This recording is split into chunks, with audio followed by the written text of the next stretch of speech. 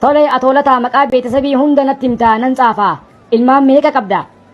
Ilmaan 8 qaba kanan amma asaadagaa jiru. Tole maqaa isaanii tokko tokkoon natti himaa nan mazaggabaa. Tole tsaafi tokkoffaan Sanyoo Lataa. Itti fufi.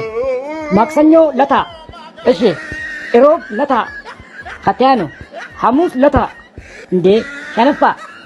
Arbi Lataa. Kolkolow meetti fufi. Qidaamee Lataa fi Uhud Lataa jedhii tsaafi. Ishi tokkichi hafe hoo eenyu? Baqaddam Lataa. Indee atoolata maqaan ilmaan keetii baafte baay'ee takka girrim nama jedha. Sanyoo Lataa, Arbi Lataa, Qidaamee Lataa, Baqaddam Lataa, Minaamin Lataa, Kolkolow mintaa waraallee atoolataa dhandhaarraarraas. Amma maqaa ilmaan kootii naaf tsaaftamoo naan tsaaftu. Hin tsaafu.